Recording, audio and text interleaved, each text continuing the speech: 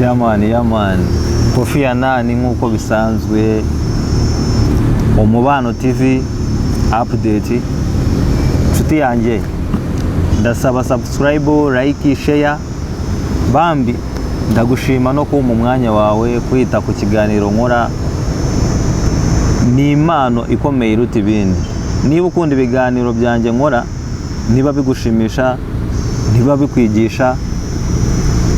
Imana iguha umugisha aho uri hose gusa uyu munsi arakantu gato nifuzaga ko tuvuganaho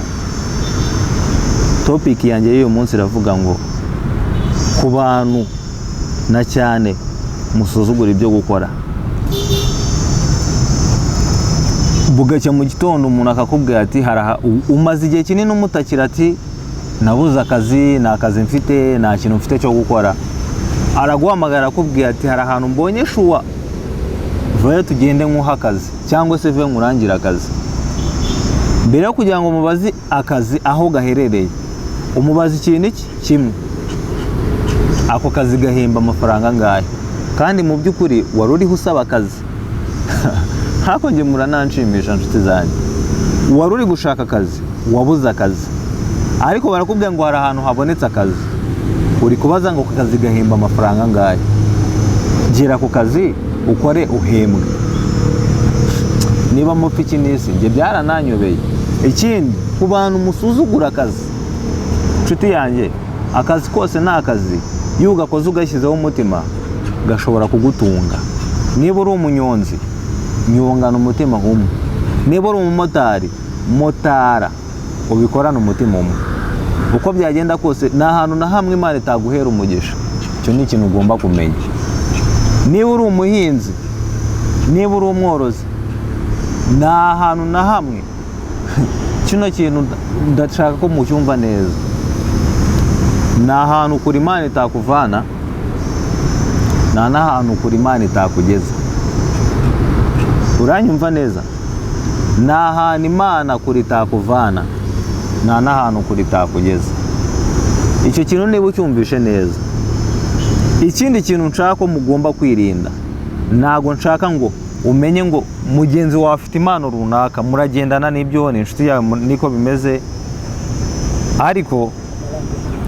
ariko niba mugendana niba muhorana birumvikana n'inshuti yawe siko bimeze ariko wafite impamvu ye yihariye n'intumbero ye mu buzima bwe rero wikifuza kuba nkawe kuko wafite ikimugenza reka nkugire inama n'ikindi kintu utaruzi saha inshuro nyinshi hari ukuntu tugendera mu kigare tukaba dufite inshuti nyinshi ariko izo nshuti dufite reka nkubwize uko niba ufite abana 5 mugendana mwakuranye muhorana mukaba mugeze mu myaka 20 ukabona bose barateye imbere ari wowe usigaye ujye umenya ngo ni wowe njiji kuko mu bana 5 haba harimo umwe bakuraho ubwenge bubazamura icyo kintu gishyire mu bwonko ukimenye ukiteho mu bana 5 mugendana haba harimo umwana uyu umwe ugira abandi inama kandi we nta kintu uriho banza wisuzume mu bantu bose muziranye b'inshuti zawe mugendana muhorana inshuti zawe mfe niba bakurusha ubushobozi inshuti yanjye umenye ngo uri down uri hasi yawe icyo gishyire mu mutwe ntabwo ngugereze nta nubwo ngututse ahubwo wowe shaka solution yindi nawe umenye inzira ugomba kugendamo wiga uburyo ugomba kubaho kandi ikindi inshuti yanjye ntuzigere ugerega umuntu cyangwa se ngo userereze umuntu uri mu kazi kamutunze karamutunze we famille ye nagusaba nasabiriza niba yitunze akazi kamutunze ukaba umuseka ubundi ubwonko bwawe bumeze neza wirirwa wicaye mu rugo urasaba yisabune aya data hako sha murasetsa nshuti zanjye aha Imana niyo nkuru niba utegereza ko izaguhitiramo n'akazi kawe kora wivuye inyuma shyira umutima umwe ku kintu kimwe gera kure shaka wikicara byuka rota ubyuka ukore nicyo cyonyine gishobora kuguteza imbere kuko nge ntago nzaza ngo naravunitse mvunikiye ibyanjye wowe uzubirira ubuntu icyo kintu ntago gishoboka kandi ikindi inshuti yanjye reka nkugire inama ni nyuma niwo mujama gutwaye rimwe hanze mukajya kuryoshya neza akagutwara mukajya kuryoshya n'ubwa gatatu akagutwara bukajya kuryoshya uwo mujama nta n'urukundo agufitiye mu mwanya wo kukwigisha ngo nawe umenye uburyo ki abikoramo kugira ngo nawe ejo uzamutware ahubwo ari kugushukashwa akagushyira kuri tageti ye